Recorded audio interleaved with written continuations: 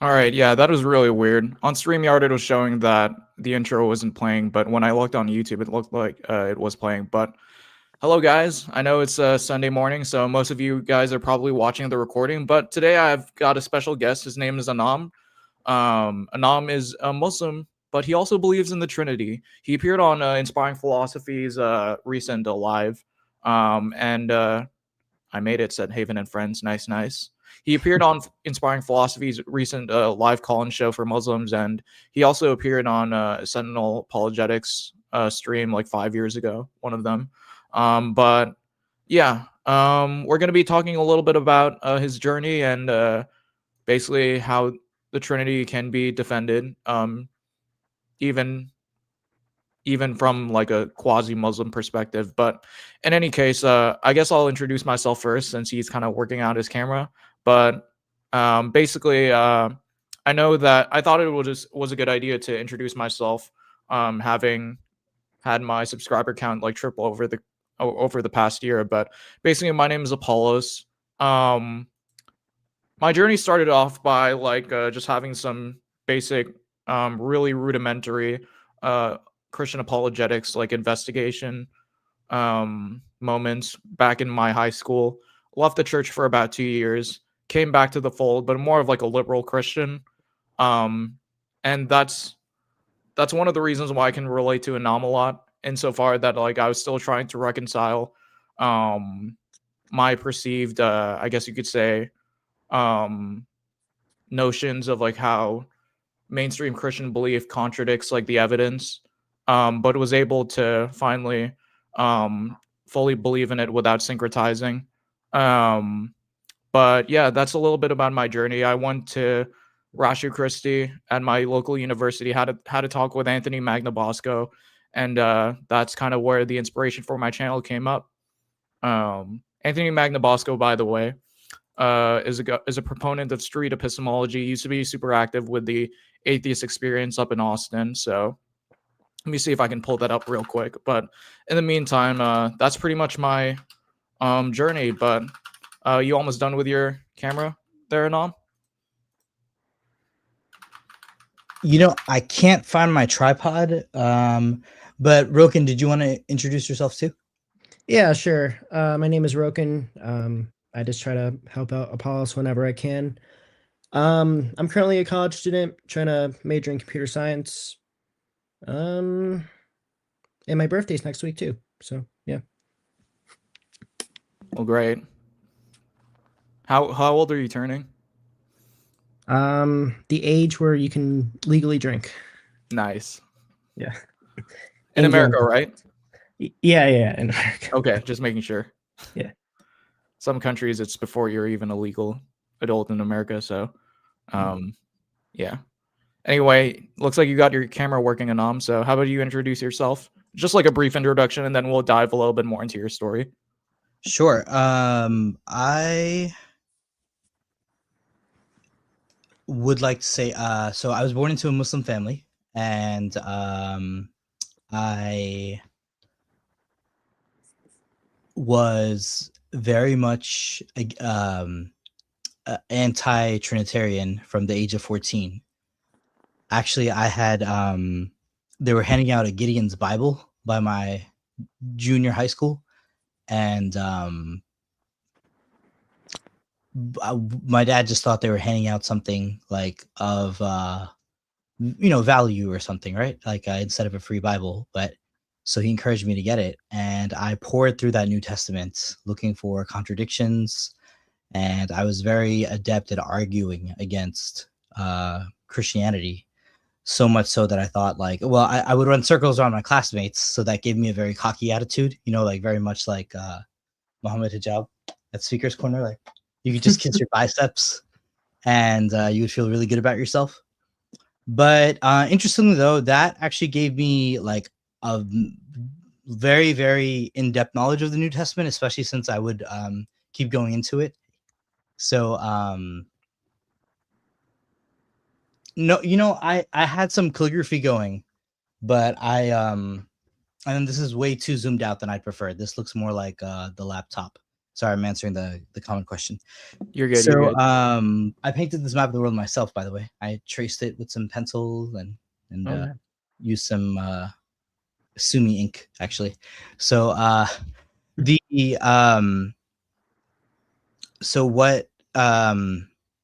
was very weaponized against Christianity, but at the same time, I was somehow devoted to being well versed in the New Testament, and it's in a very disjointed way. Like, it's not like I ever sat down and read through like a gospel or something, but it was more like I know the verses because it fits on the back of an index card. So having this tautology against Christianity, I really, when I became a religion major in college, I really thought that I understood the religion. I had refuted the religion since I was a teenager, and it was not really impressive or something to be taken seriously. So I was very dismissive about it.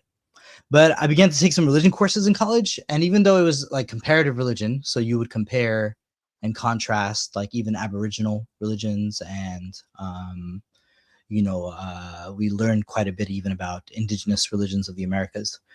So it was really cool, but at the same time, we had to once we had to read Kierkegaard's Fear and Trembling, and then I learned to have respect for Christianity, because Kierkegaard is no joke.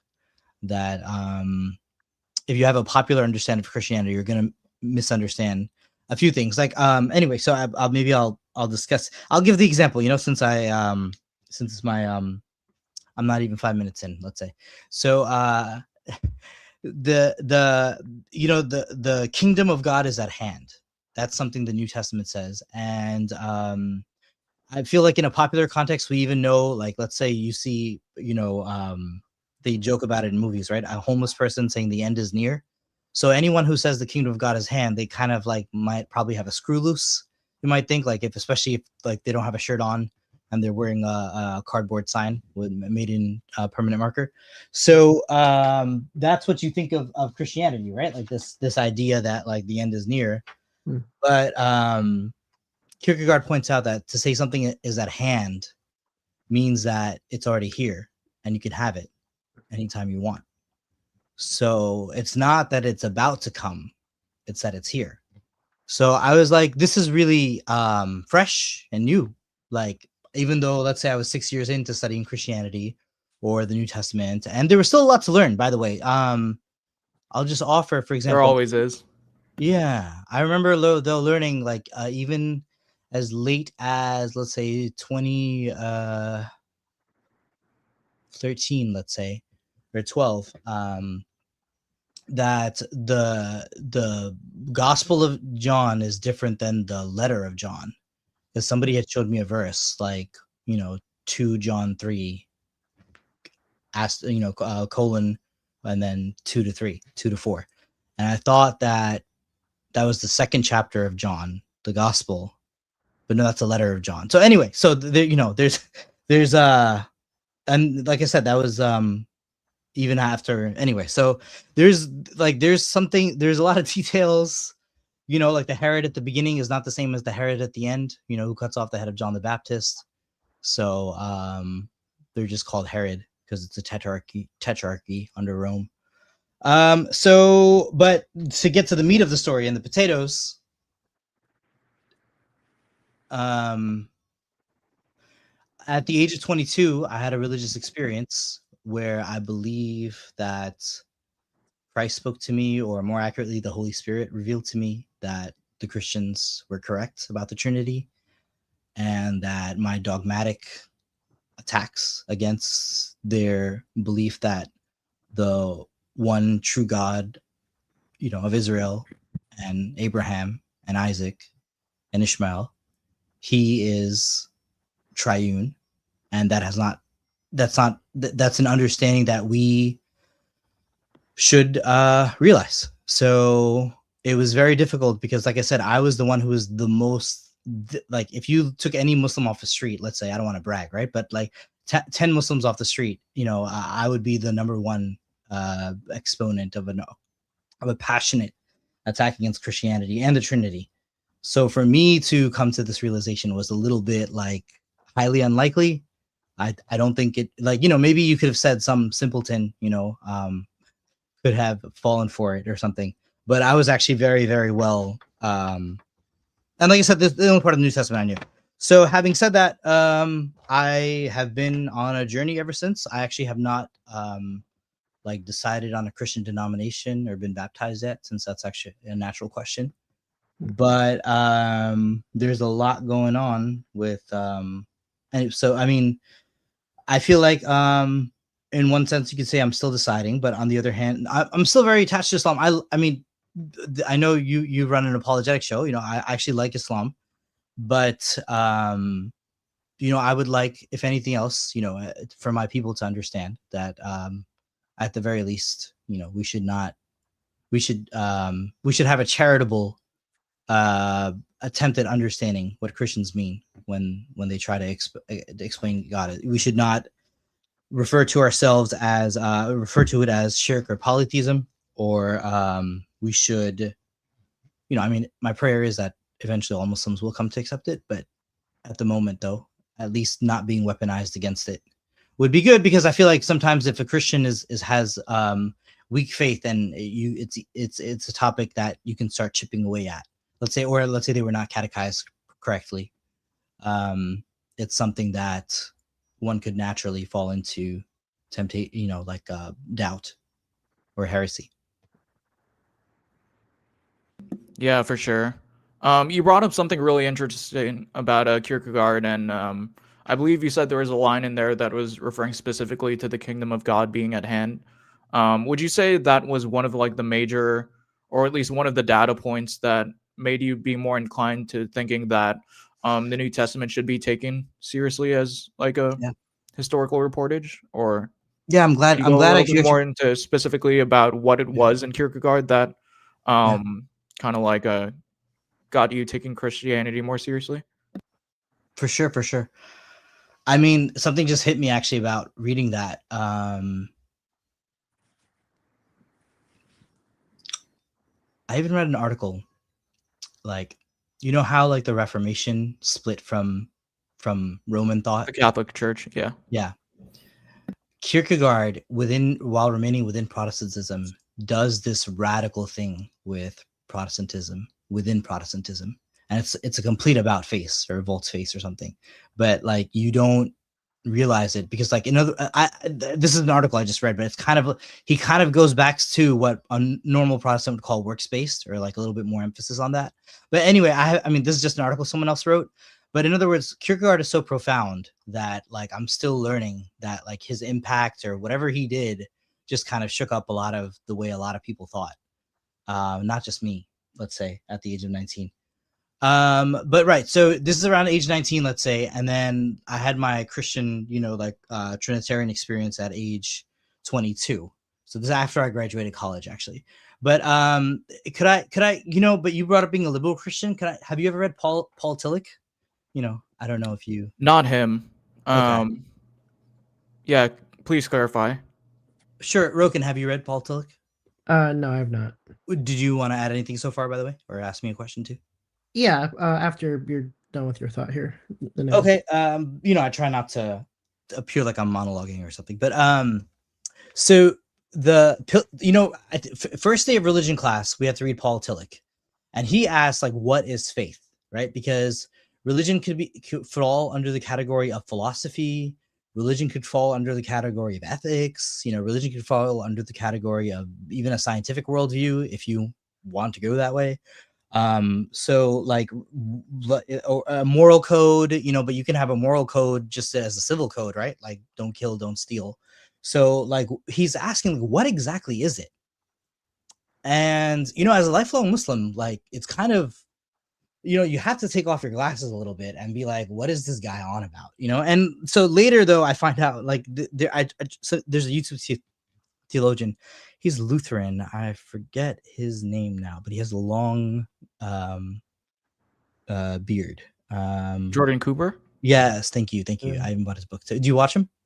Yeah. Cool. Do you know him? Like, Yeah, know him personally? yeah. Have you met him? As far as like whether or not I follow what he says, that kind of would have to reveal my denomination. So No, I'm not saying that. Yeah. I'm saying, have you met him? No, I haven't met him personally. Okay. But And Rogan, do you know him? I've heard of him, but I haven't really seen him. So he says, I think Paul Tillich's an atheist. And that kind of wounded me because Paul Tillich really like maybe reading Paul Tillich on day one of religion class helped me realize that, like, look, you need to take off your own paradigm for like half a second, because if you asked me, by the way, religion was just a moral code, an ethical code, and a legal code, and a political code, and a scientific paradigm as well. So it's kind of really intense. So he kind of says that, okay, so to get to the, to give you the day one of the religion course, it is the short answer is ultimate concern. But he has a line in there because everyone carries away his ultimate concern. Like that's a let's say freshman understanding of what and who Paul Tillich is saying.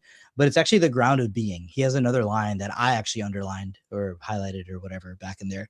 So we are asking a much more fundamental question than ethics or philosophy or moral and legal codes. So then now onto Kierkegaard, right? But you see how, and so I'm in New York. Paul Tillich actually, he taught at Union Theological Seminary. So, I eventually became like a religion major in college, and I'm thinking like at some point, you have to decide grad school or a theology school. And I'm like, man, like anyway, so you kind of, I wound up going to somewhere right down the block from UTS, Union Theological Seminary. And I'm like, wow, would it be really cool to like just go to school there? So, but the thing is, so you learn to respect these people because they challenge you and they mess you up. Actually, they mess you up just by letting you know that you're not going to get away with, whatever you already walked in the door with, and again, these are Protestants, right? So it's maybe why I'm kind of always a little bit, very deeply respectful. Kierkegaard too. So did you want to say something? Oh, no. Have you read Kierkegaard? I only have like a popular level understanding of him, which is why I'm asking you to kind of like elaborate. Like the whole concept of like a Kierkegaard Knight of Fate. Right. He goes there too. Yeah, but I haven't read him in depth, so that's true. Yeah. I think that is in the Fear and Trembling we read, and the cover of this is Abraham about to sacrifice Isaac. And he kind of goes into the, like, again, you could have I don't want to look down on anyone, right? But like the idea that Abraham was just following God's will when he put his son up on the altar to be, slaughtered, is something that like you have to dwell upon a little bit more, because it's not a legalistic command that he was doing.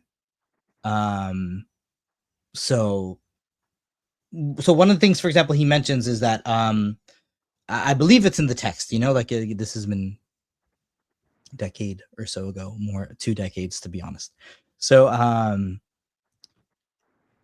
he says that like when you're in the water and you let go and you float, right, then that's what faith is. It's and the opposite is right. If you panic, you're gonna sink, right? You're gonna drown. So it's very profound. And also, again, that Abraham story, because when you go into the horror of what it actually is, and then he penetrates that question. He doesn't let you run away. And mind you, as a Muslim, we have a holiday celebrated to Abraham's sacrifice of the goat. So it's like I'm really like approaching this in a new and radical way. So actually, so to come to a summation, thank you for listening, both of you. Is that what you asked me about Kierkegaard, and my eyes kind of lit up, and I just remembered something, that Christianity is a radical religion, and it's a radical ask of you, and it is not for the weak of heart. And it's also for radical thinkers, because you can't be stymied or stagnated in your thinking. And you see that too in the Gospels. Like later, when I read them, he was kind of messing up the paradigms of everyone he met.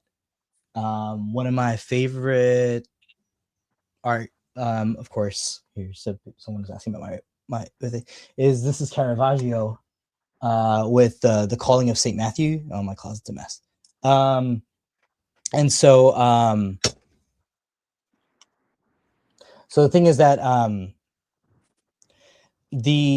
you're a tax collector, everyone's counting money, and some person walks through the door and just says, "Come with me," and you follow that person.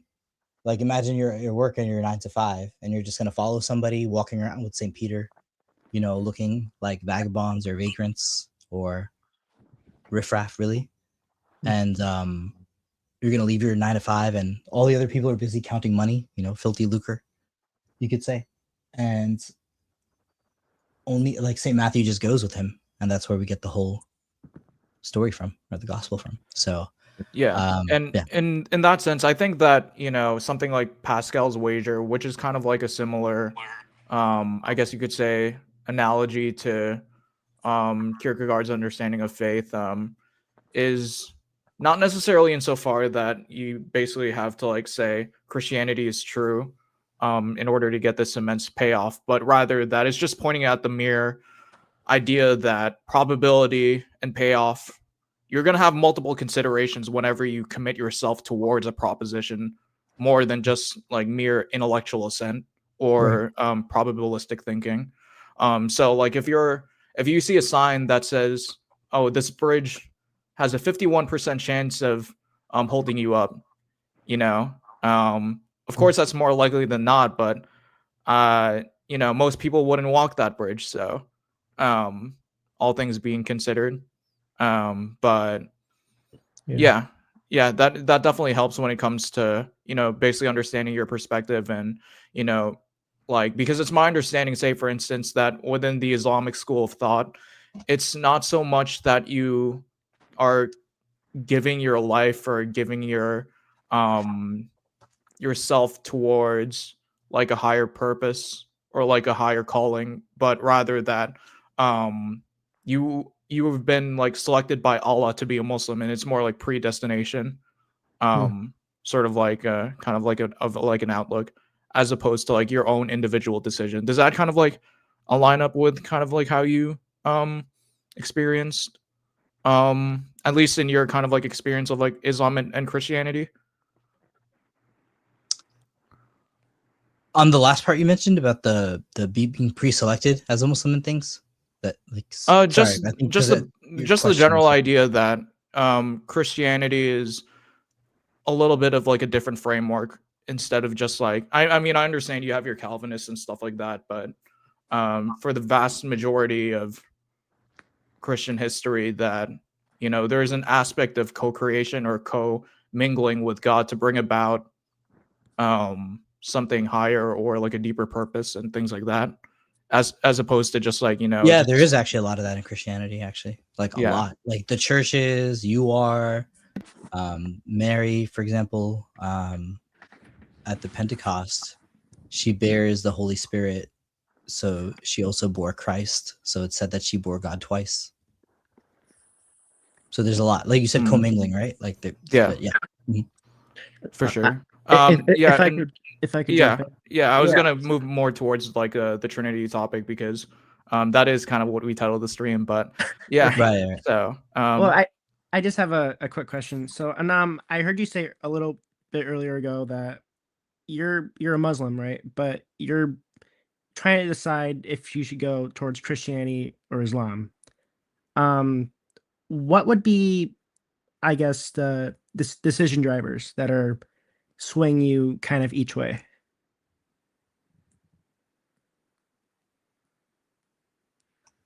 Yeah, I mean, okay, I feel like, you know, you did catch that correctly, so let me commend you there. Good listening. So you know, I do feel like I'm on a journey, right? And my life is an arc, because like you can see, like I started one way and then you wind up another way, and then there's an arc that's going. And like the more I learn about Christianity, the more I like really love and appreciate. And like when I talk to Christians, I really enjoy talking to them about like the finer aspects of their faith, even that they would not be able to appreciate, you know, let's say with the person next to them at church. I mean, or whatever, you know, I don't mean to flatter myself, but it's just like, I really do love going in. Like, I don't think, anyway, so the thing, you know, I really do, like, in other words, like, because you need, like, this is actually a function of religion, you know, like, in other words, like, sometimes atheists don't get this. And I remember, again, I don't want to brag, but an atheist ran off after I mentioned this, you know, because when he kind of cued in, like, there's a kindergarten understanding of religion, but then there's like a 7th grade, and then let's say a 12th grade, you know, and understanding. So he thought like he kind of thought like we're lying to people about or what it is. But I said, look, when somebody shows you a map of the solar system in 3rd grade, it's all concentric circles. But later on, you find out there's not equidistant, and they're not concentric circles, and it was not to scale. And if we ever had a map to scale, it would be ridiculously ridiculous. So, you know, it's not. So are you? And also, not to mention, by the way, the sun is revolving around the galactic spiral, revolving around the galactic center. So there's a motion of the sun as well, which is a revolution or a rotation as well. So you are not showing, it's a model. And so are you lying even if you show a perfect map of the solar system or with better equidistant spaces or something? So, or no non-equidistant spaces? No, you're still lying, right?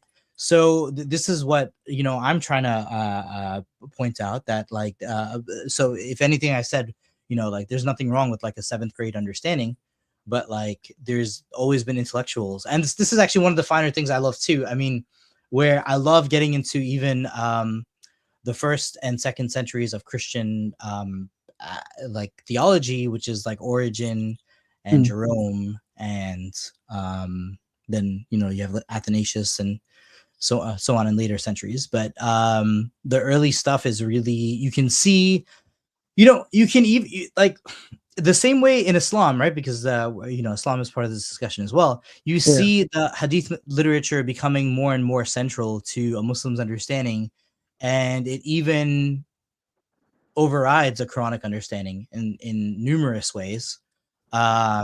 Just because, but actually, you know, many Muslims, your later Muslim viewers may jump at me for that statement, but we can at least say this. So even the founders of the 4 Islamic schools, Imam Abu Hanifa,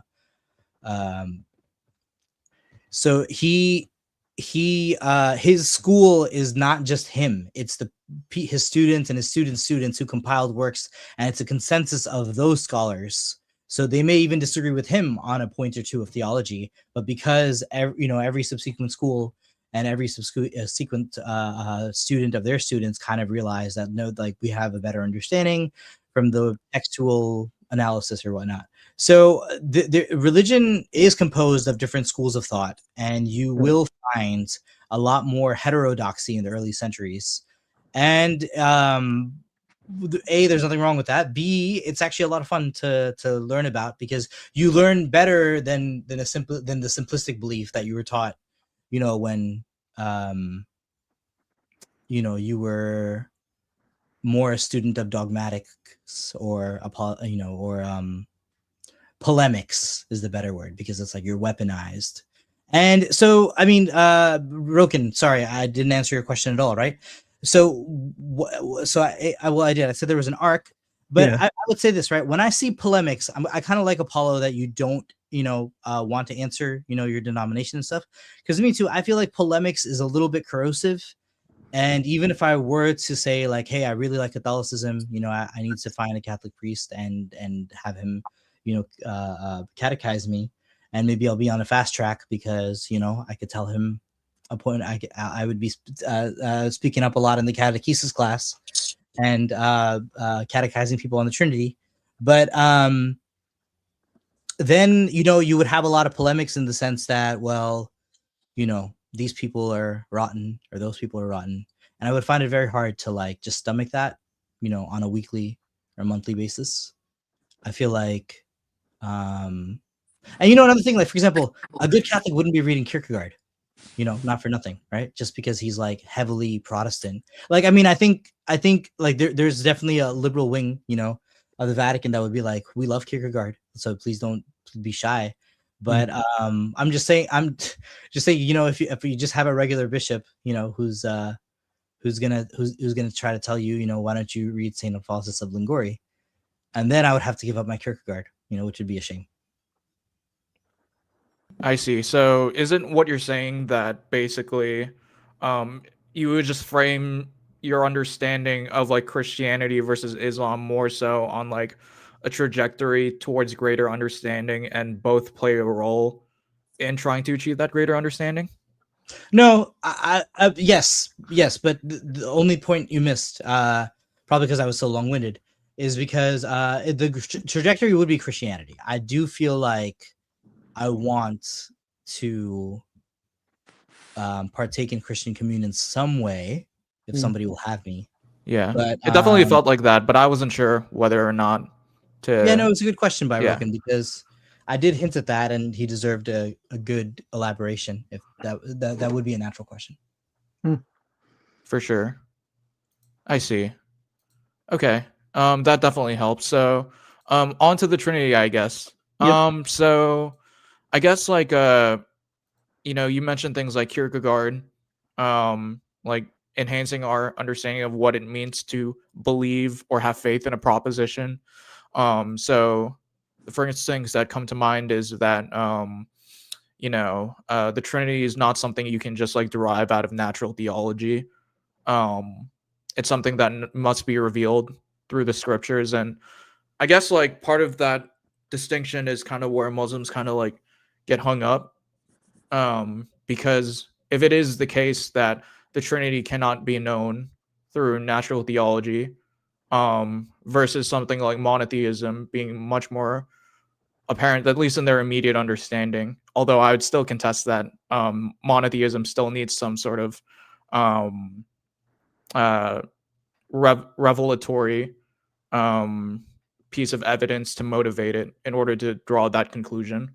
But regardless, it seems to be the case that from the Muslim perspective, they're looking at it more from like a natural theological lens. So I guess like that's kind of how I'm connecting like your stuff with like Kierkegaard to like your better understanding of Christianity as like something to be really like respected as like its own faith tradition. Um so yeah, so I guess like in light of that, what were some of the, I guess you could say, like critiques of the Trinity that you'd have to had like toss away or like downplay, or I guess you could say abandon, for lack of a better term, once you realize that um things like the nature of God um is not something that you can just like look at the universe and say, yeah, that's what God is like. um so um but rather that it had to be like something that was codified and rectified and revealed through the life of, like, in the Christian understanding, like the life of like someone who is a revealer of God's nature, like a prophet, or like Jesus, who we and I think you also like basically ascribe to be the very Son of God, the essence of God, the person within the triune nature of God. Um so I guess like just to summarize all of that, like what were specifically some revisions of like the understanding of the Trinity you had to basically like adopt, and some critiques of the Trinity you had to forego after reading Kierkegaard? Yeah. No, I didn't think too much about Kierkegaard after college. It was just a implicit, simplicit thing, and also like, wow, Okay, like fair enough. he's willing to ask the hard questions about Abraham's. So he was just more of like a guy who Like, like pointed you towards that direction as opposed to like. but and also like the kingdom. So the kingdom thing was radical, right? In other words, like, like, and by the way, but the word radical means a lot of things, right? But like, so let me just tell you what I don't mean by it, but it will help you understand also what. So when you say radical politics, basically you're against the government, right? So it could be anything, but basically you want to start off fresh, and that means we're gonna let all the people in the jails out probably, and no matter what they did, because it's a revolutionary regime, So maybe not, but what I'm saying, that's pretty radical. I think most people, if you ask them, should we just like turn over everything, that would be a bit too much, so we don't want to do that. Normally we're scared of radical because we don't want to do that, and yet at the same time there's a truth in it, right? Like, I mean, well, anyway, let me not call for pitchforks I was about to mobs in the say streets, like, but at the same time though, like, whatever. So the thing is though, so when something is radical, you have to confront it. You can't escape it. So I guess that's what I'm going with, that rather than calling for pitchfork mobs.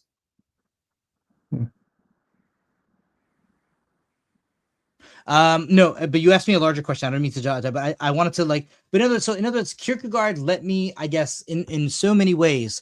If I'm, first of all, don't dismiss Christianity as an intellectual lightweight. It's like Evander Holyfield, like, and you should not play around. First of all. So second,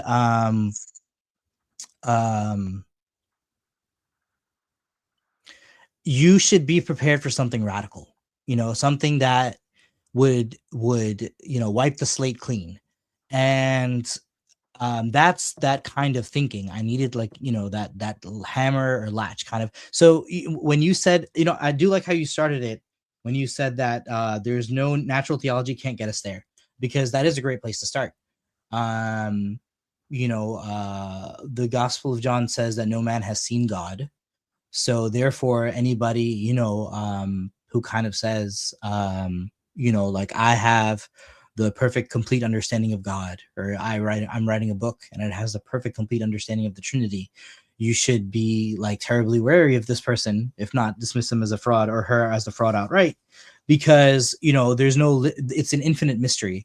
So therefore there's no limit to how much you can expound on the Holy Trinity. And then therefore also no analogy would be perfect to understanding. But how did I get there? So that was your next phase of your question. So you said, what critique of mine would have been dissolved a little bit by my experience? So a very apt question. But Roken, any thoughts? No, I'll ask a different line of questions after you're done with this. Yeah. So my critique is this, right? Of myself. You want me, namely, even though I had read the New Testament, I mean, there wasn't probably a single chapter that I hadn't highlighted in my little Gideon's, copy. You can read something even 1,000 times or 100 times, and you still don't understand it. So maybe you need to read it again, or read it with a different vantage point. And I'll tell you something though. I had a Jewish friend. She actually gave me a copy of her family like Torah or something, like it was from 1950. So I had a New Testament from Gideon's. And so because I was very insistent on attacking my Christian classmates in 8th grade and 9th grade, and I did not get invited to a lot of parties, but I was definitely a gadfly. So she gave me a Torah, and I read Genesis. I loved it.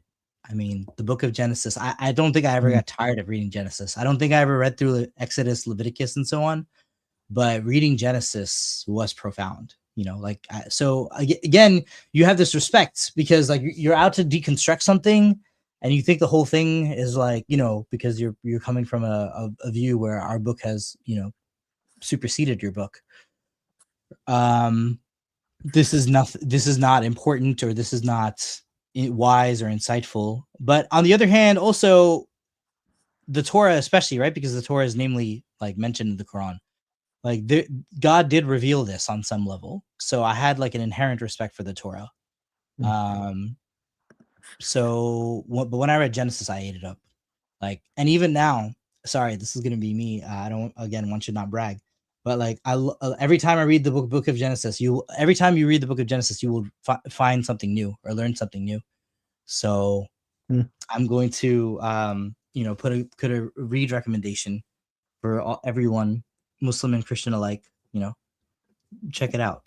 Hey man, I did meet you in Sentinel Apologetics Discord, so and Rob's really big into finding like those ancient Near Eastern like contexts and like connections. So yeah, for sure. I definitely see where you're coming from regarding that. I guess I can do my stuff. Yeah, for sure. So, Anam, you said you had a revelation, I believe, from the Holy Spirit telling you that the Triune God is correct. Now, your holy book, the Quran, I would say there's a lot of verses that are anti-Trinity. Now, I'm interested to see where the verses are that would support the Trinity.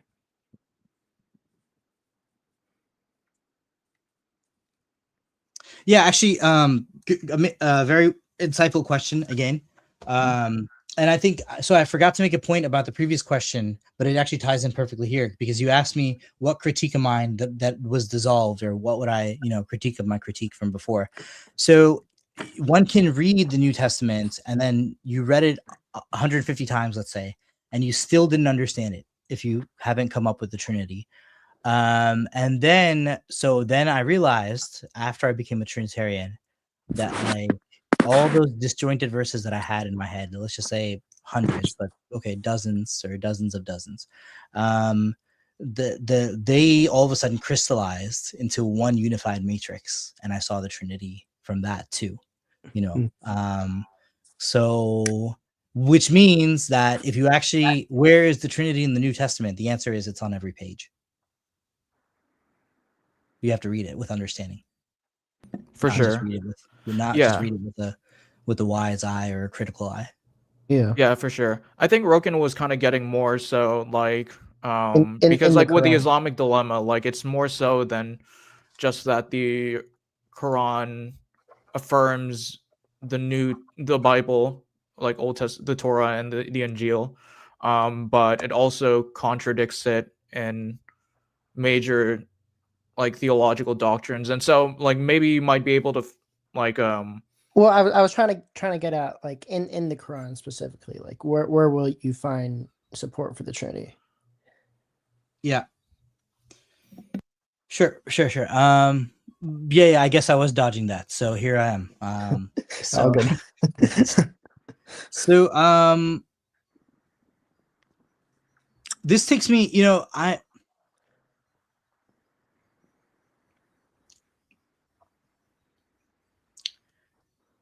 I'm gonna admit, yeah. I was just gonna say that. Are you comfortable with answering the question, or? Yeah, I am. I mean, it's a fair question. And that's what, if I come on a show to talk about theology, I should be able to defend my beliefs. And so I don't think it's an unfair question. And I'm actually glad, the way you phrased it, because sometimes, like, actually I've had a conversation where the first thing the guy did was like ambush me with like that and the quote too. And I was, from that thing, we kind of got off on the wrong foot a little bit, because it's like, I'm here for a conversation. I'm not really here to like come up here with a systematic theology. I don't come here, with this. And I think that's part of what I'm doing, I guess, because here's the thing, right? This is why I'm doing it. This is why I do it this way.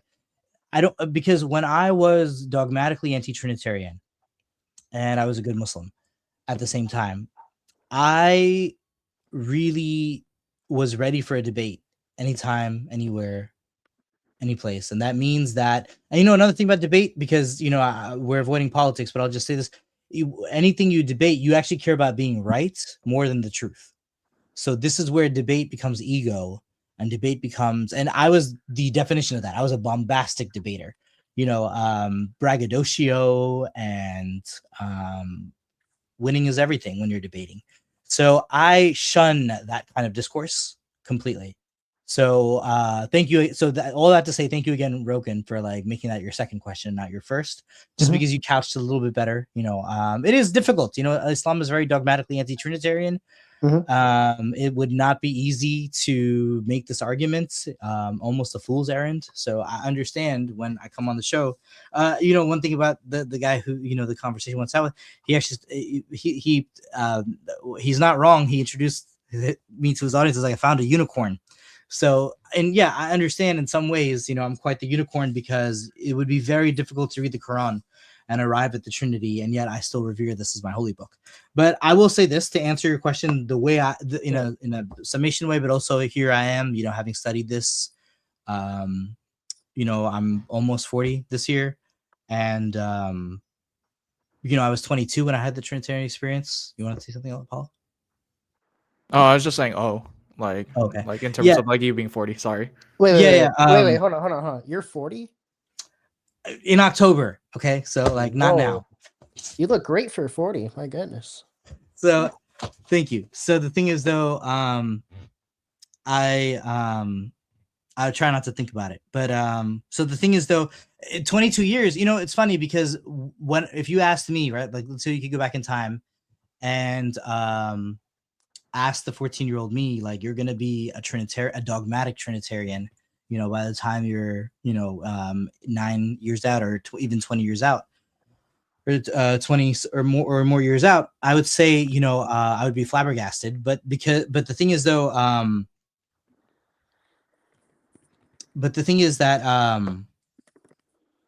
here I am, right, after all these years of study. So I'm summarizing myself in that I believe the Quran's actual dialogue about the Trinity is within Chalcedonian understanding.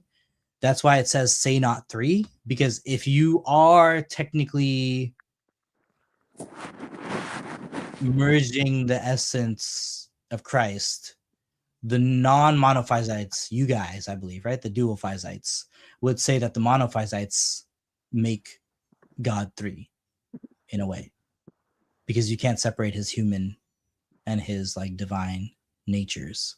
So I'm not actually up to the Council of Ephesus and Chalcedon, and I'm still reading about Nicaea, and I really would love to do a whole in-depth thing on like everything about Nicaea, including J&D Kelly's and other like the Pelican church history.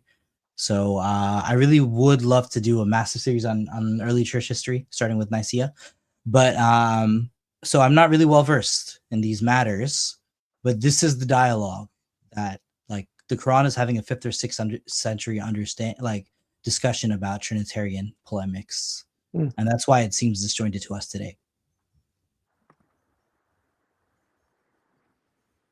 Okay.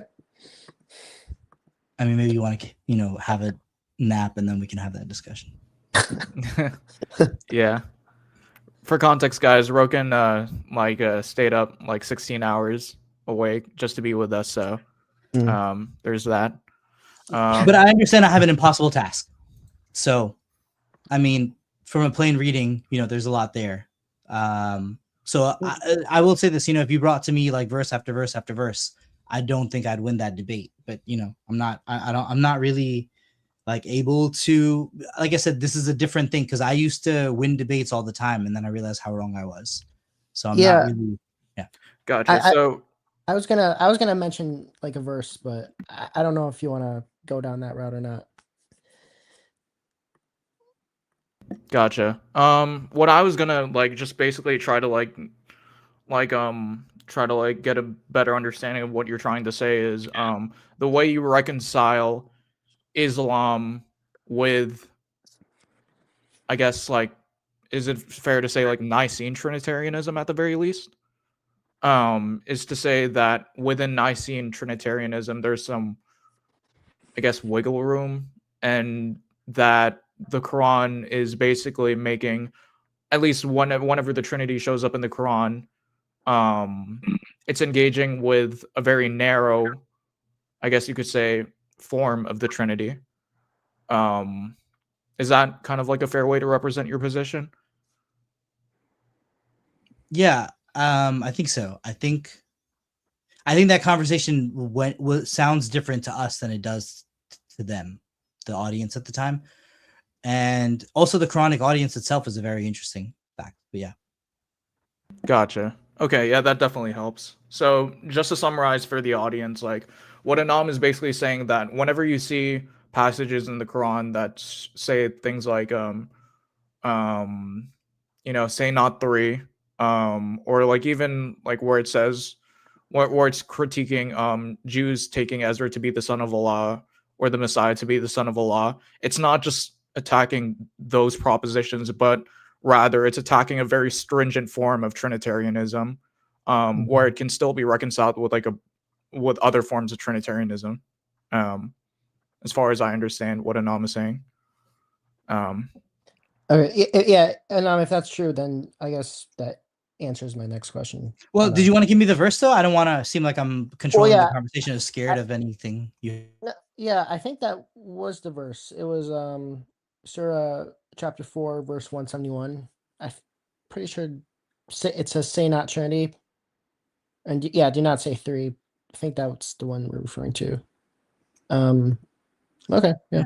And by the way, the funny thing is though, you guys don't say God is three. You guys say God is one. So it's not a critique of Trinitarianism. Yeah, that's true. We would venture off to say that was probably a misunderstanding of what the writers of the Quranic verses, a misunderstanding on their part of what any Christian believes. But I guess you would say that it's just engaging with a narrow set of Christians to begin with, as far as I understand you, Anam. I think so. I mean, like I said, I don't think I don't think I can win every verse because it does have a lot. Like you would, to us, it definitely sounds like it. But like, I think the way you mentioned up Ezra too, it's something very interesting because I recently read that might be referring to like Enoch. So like the Quran is also approaching like a lot of apocryphal texts.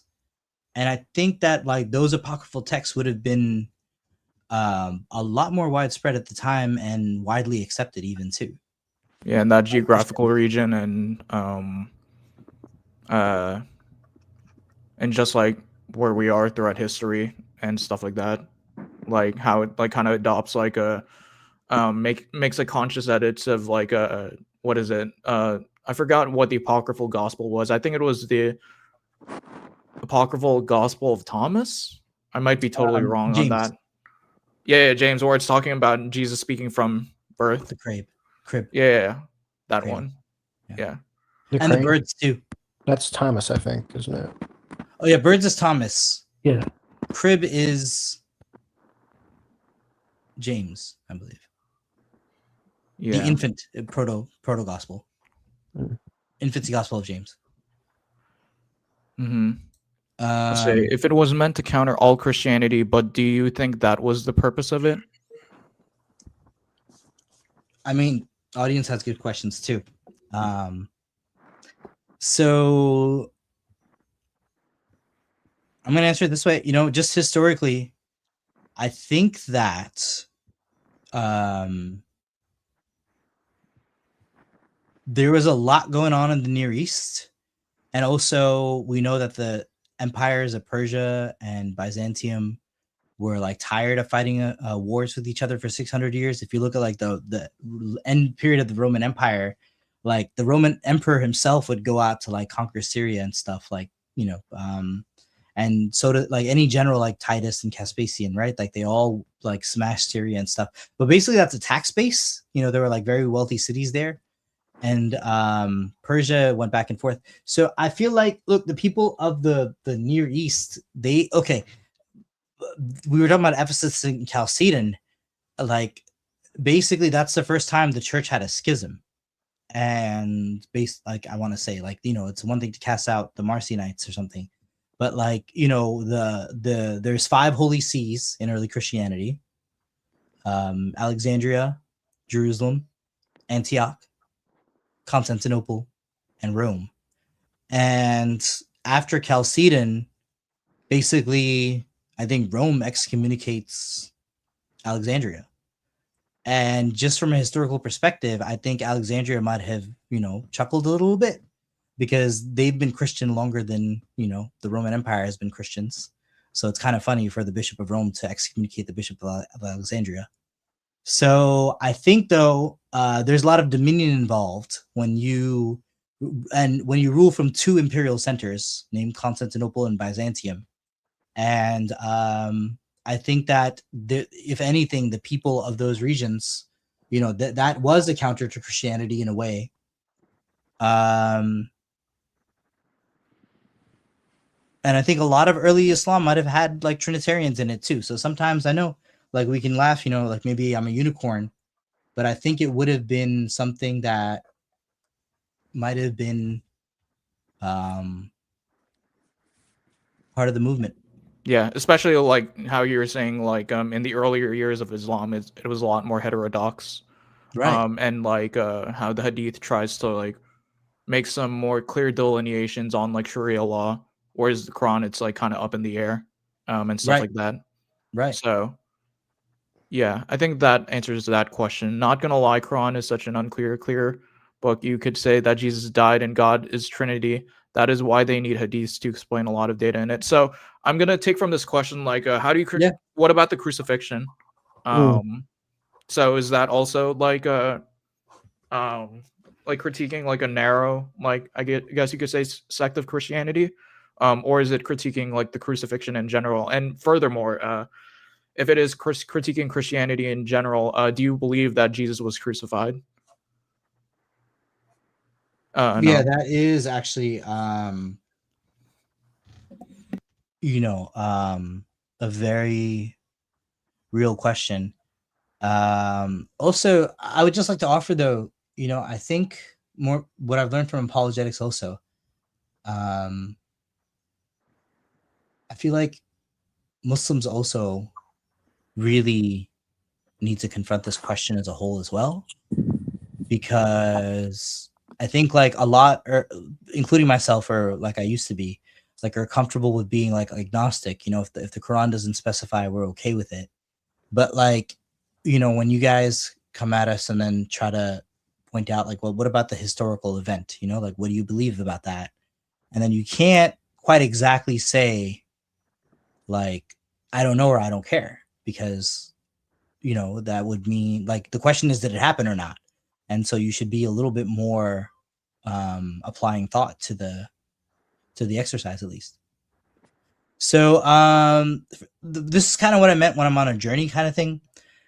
At the beginning, I think I was like, not, again, like, so where I'll start is, again, so I'm starting from a place, and I feel like you guys are respectful of this idea that someone could start from a place and wind up in a different place, and then everything else is like kind of a transition period. But did you want to say something, Broken? No, I'm just agreeing with you. That's all. Thanks. Or Apollos? Yeah, I was just gonna say that, like, throughout the majority of like my channel's history, I was more of like a liberal Christian, insofar like I denied like various teachings that most conservative Christians would hold to. So think like the Exodus, think like biblical inerrancy, think even to an extent biblical inspiration. Like I would concede that some of Paul's letters were forged. These are none of these beliefs are things that I hold to today. But regardless, like, I still respect the idea that you're going on a journey, because I was also on a journey at one point. So Yeah, and the same for me too. Just about let's see, I guess a little bit more than 2 years ago, I was involved with a church, I guess you can call them. I just felt they had some elements of a cult attached to them.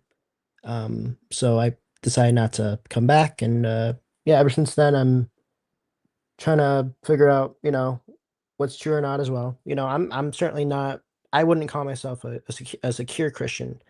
I would call myself a saved Christian, but just a Christian that needs more assurance. But yeah. Mm-hmm. All right.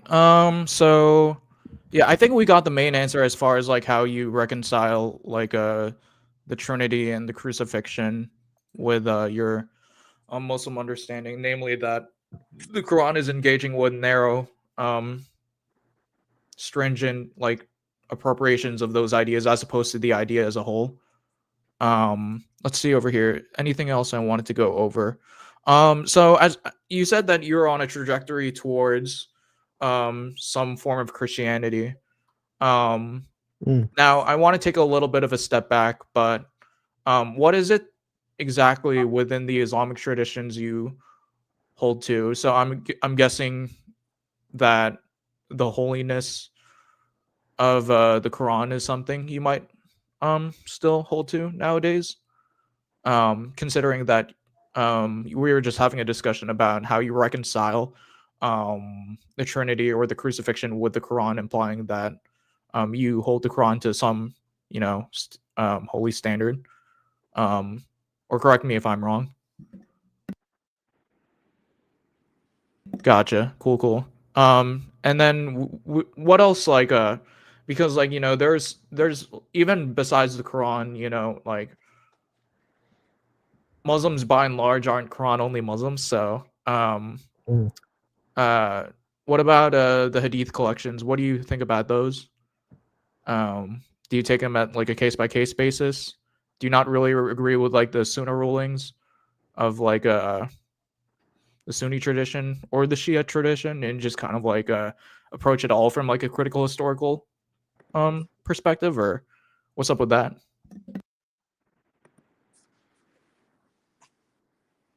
I And appreciate that. and that's not saying that you reject it all. That's just saying that you kind of like are like the one like kind of like engaging with, not that Right. you're creating your own rulings, but at Right. the end of the day, it is you who is going to decide, what's authentic or not Right. for your own belief. So Well said. Well said. Um,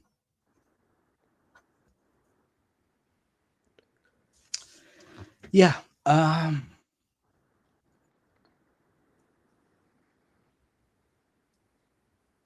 You know,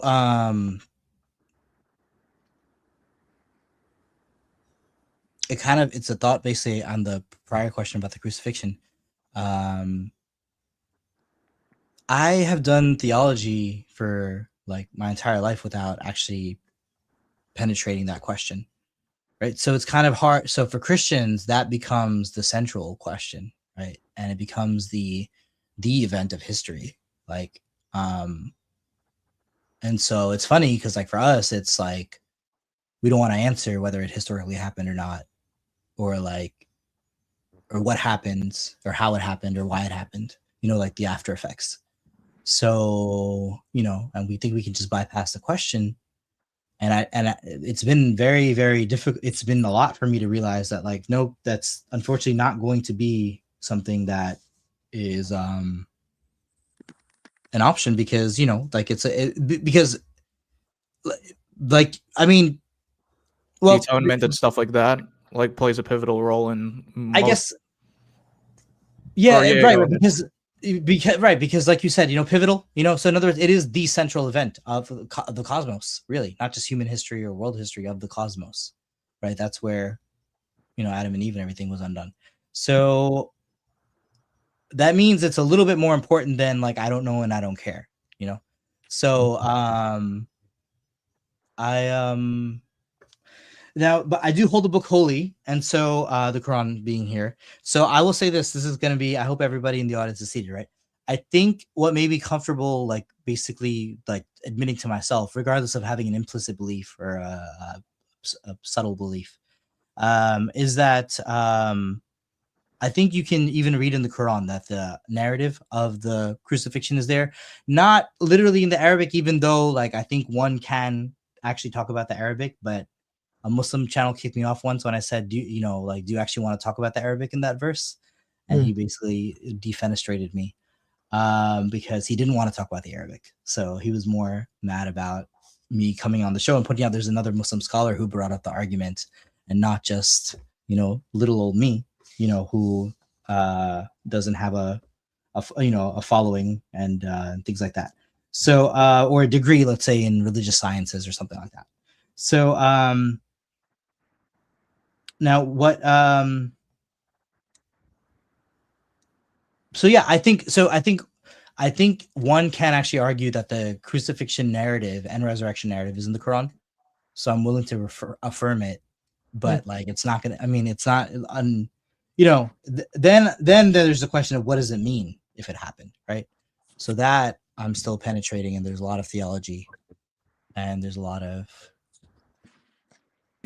penal substitution now and things like that.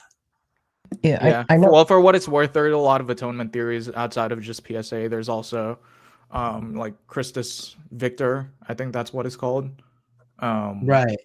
And like other like various theories of atonement and stuff like that. So, Roken, you were about to say something? Yeah, I know in the original language of the Quran, it's actually, forgive me if I'm mistaken, but it is vague, I believe, when it talks about Jesus being crucified or dying or whatever. And out of that, you can make a case that he was actually crucified, if I'm not mistaken. Right. And my thing is, right, even like I said, I'm not here doing systematic theologies because I'm really not trying to catch the accusation that I want people following me in any kind of way.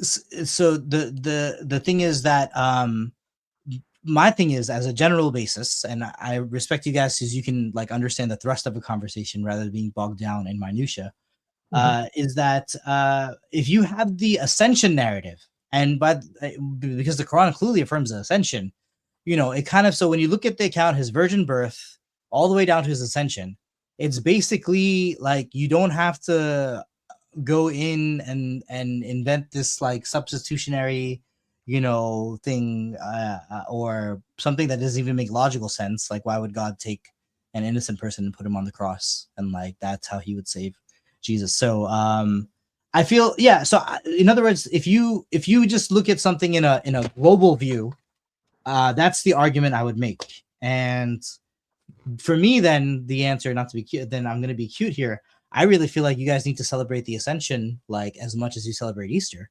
because that's a massive holiday and that's in the Quran.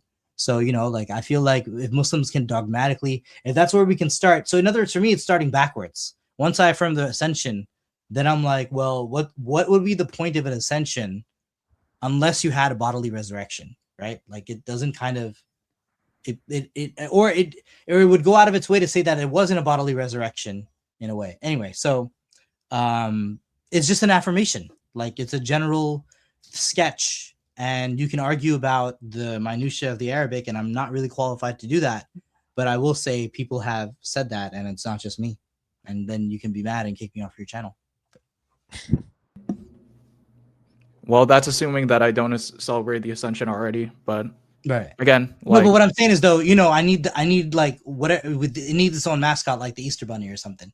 We need a cloud and angels on trumpets, wheeling through the streets or something in a parade. Gotcha. Well, then I'd have to keep my mouth shut because I have to reveal my denomination if I were to say otherwise. So, do you know this guy? I don't know anybody so far. Sorry. Oh, I'm okay. Funny. Okay. No, but I did make a few jokes back when too. But yeah. Gotcha. What day would they pick? I'm assuming 40 days after the crucifixion. Yeah. No, it is a feast day. You're not wrong about that. I mean, it's a bona fide feast day. But what I'm saying is, though, the miracle of Christianity that's emphasized is the resurrection. But I would argue, right, just as the outreach to Islam, if you did a little bit of more marketing on the Feast of the Ascension, you might have like something for us to be like, well, 100% he ascended to heaven in the flesh, sitting at the right hand of God. Mm-hmm. Gotcha. All right. So we covered a lot on the stream. We covered your journey, my journey. we covered about how the Trinity relates to your quasi-Islamic beliefs, at least as I'll say that they are, and also the crucifixion just a little bit, but not as deep. I guess like if you're if it's okay with you, Roken, I'd just like to ask like one final question. Or did you have like a question that you wanted to ask first? Maybe it would be better if you asked your question first. Okay, yeah. Well, he's trying to wrap up, I think. So you would go first, Rogan. Oh, okay. Yeah. All right. I mean, it was just simple. So I mean, if there's any Muslim watching this, right, what would be your message to them, like on the Trinity and on everything else? Yeah. Thank you. For such a beautiful question. I really love this fact. In science we have it took us a while. Like we figured out electricity as a force and magnetism as a force. And it took this like one guy, Maxwell, and like Ferrier to figure out that they're the same force. So like that's why like batteries and magnets, they're basically the same technology. And so much of technology is built on these magnets. So if we hadn't figured out like that electromagnetism is one force, and later gravity and space become space and time become the same force, and we're trying to figure out how gravity may be in there too. Well, gravity is actually a function of space-time, actually, according to Einstein. So again, you have you have a marriage of disparate objects in science. But the most amazing thing I learned, and this has only been in the past like 2 or 3 years about that electromagnetism thing. So this guy Fourier, he came up with the diagrams of the electromagnetism. So when we run a current, actually, anytime you run a current, even when you're charging your phone, there's a little bit of like magnetic currents going on along the coil, and it's nothing big, but when you amp that up, that's how you get big, magnets going on. So like MRI machines and such. So the thing is, we don't know in reality what is actually going on with those like particles on a fundamental level outside of our observation.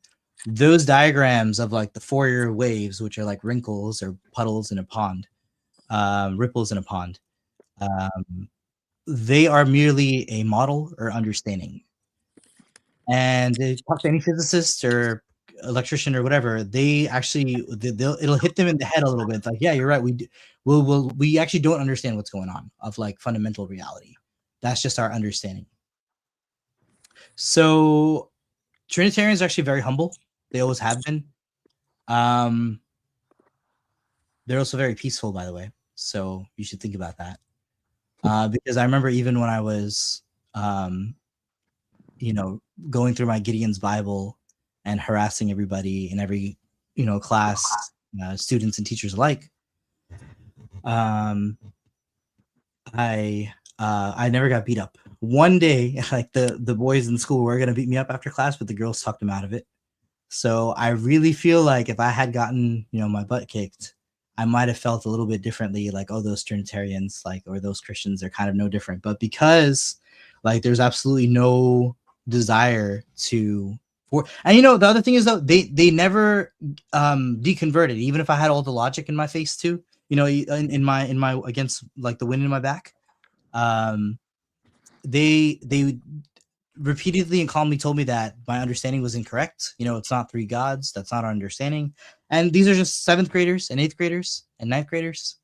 And so, and all kinds of denominations too. So Lutherans and Coptic Christians. So like, just to be like that, even to have this understanding, well, we don't have to fight him, but we do have to like, and even endure disrespect even. It kind of like, again, subconsciously, you kind of realize that, the same way when you read the message of Christ, and I'm glad I'm going here, right? When you read Christ in the New Testament, and he's too radical for even his own apostles. Because like when they ask him, in Mark chapter 10, I think, like, can we sit at your right hand and your left hand? They're still thinking he's coming back as like a Davidic king and he's going to have an earthly dominion. And he's like, he knows actually he has, you know, crucifixion, and he has a baptism of blood to do. And they're squabbling over, like, you know, who's gonna sit, like, over a marble throne, and they're deluded, so he has to disabuse them. He's more radical than they can even think. So that is, I think, so anyway, the reason that's a good thing. Back to the Fourier diagram, you can have your paradigms, and anytime a, you know, Trinitarian, you know, like, we can talk. The reason we say analogies always fail, you know, like some of Origen and Clement, they talk about the rays of the sun and things like that.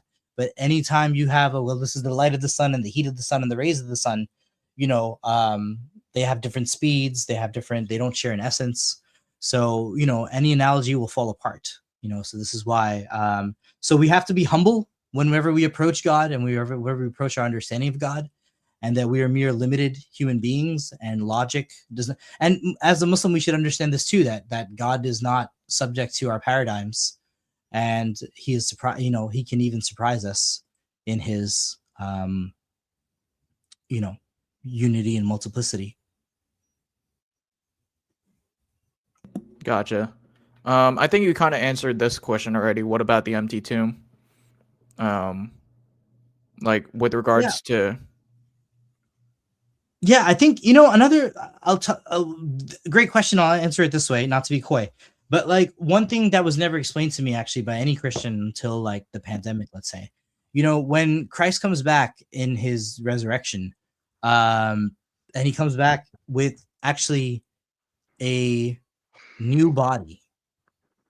It's not the body that was corrupted. And that is the body we will all receive when we resurrect on the day of judgment.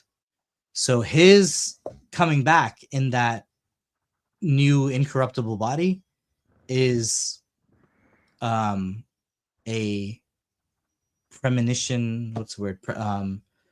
Predication, or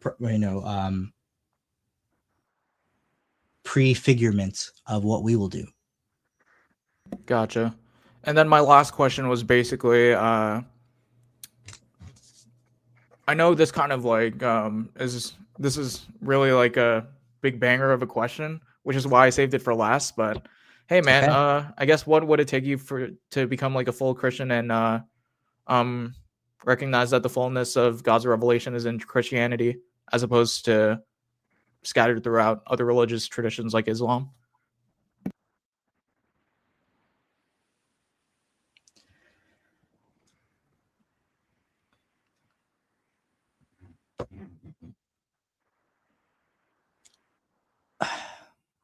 You know, just because, I don't wish to be rude, since you've been such a polite host, but I'm still wrestling with a lot of things. But because, you've been so honest, and Rogan's been so honest, and you've also been very kind, and you do like complete honesty and truth, right? From whatever I'm thinking, and you're asking in true sincerity and brotherhood, even, and, yearning. Okay. So I don't, again, so that's why there's a preamble here, because I don't want to come across as disrespectful. I would argue, and this is going to be front on, okay? I have been through some kind of like baptism of desire, or like, what is it? Baptism of fire. That's what my spiritual experience was when I was 22. And for me to come to terms with that, I understand, if that is what that was, I understand I do have to join Christianity in a formal sense, like a church body.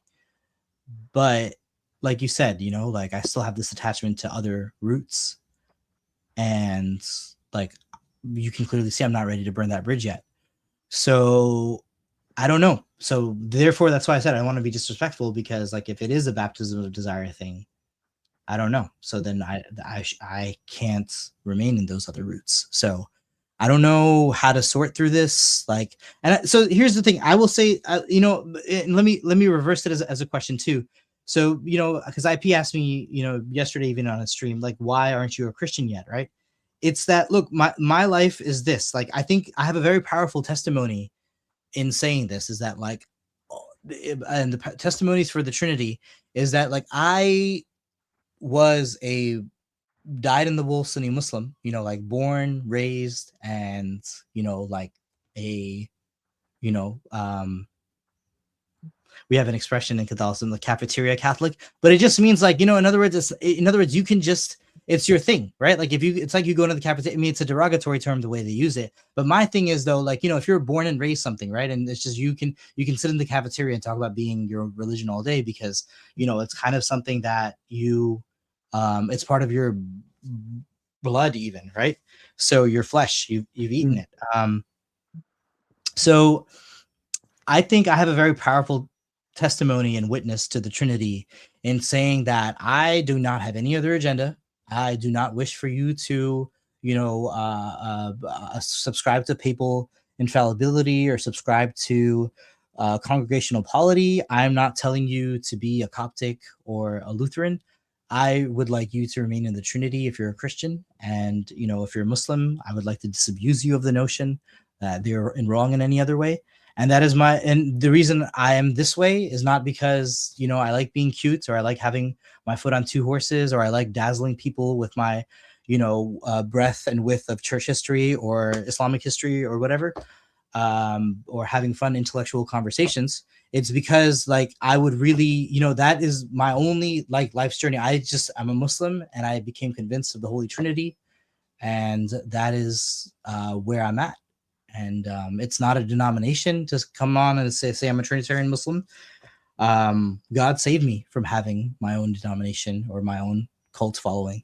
But the idea is that I would like to reinforce to Christians that they should remain Trinitarians and not let Unitarian attacks get the best of them. And so I flipped your question around a little bit. I think I have a very powerful witness and very powerful testimony. And that's why I'm kind of comfortable where I'm at. And this is hard for me because every time I come on a true Christian show such as yours, you will be like, I'm sorry, you can't hold this position. You know, you can't hold this position where I do believe in the Trinity. I kind of believe in the resurrection, or I think I believe in the resurrection. And then I believe in everything else that comes with that, you know, the theology of having like a pure logos as the Son come in for your sacrifice. But so I understand that will be the pushback I'll always get. It will never be just a breezy conversation as I would prefer, perhaps. Gotcha. Well, that was the answer, ladies and gentlemen. This was Anam. I'm pleased to have him as a guest, and Roken helping me out with some of the questions as well. So just to summarize, Anam just basically answered the question just by saying that he's comfortable with where he's at, and that's why he hasn't become quote unquote full Christian yet. So yeah, hopefully you guys learned a thing or two when it comes to, you know, deeply appreciating Trinitarian Christianity even more. And yeah, we'll see you all guys in the next one. Thanks. Thank you for having me. It's been good. You made it to the end of this video. If you enjoyed it, please consider becoming a Patreon member for Apollos Christian Apologetics. Your partnership helps with creating original Christian apologetics research, gets you exclusive access to videos, and more. Want to catch me personally online? Well, feel free to join our Discord server. But in any case, Christianity is true, apologetics is base. This is your boy Apollo signing out. Peace.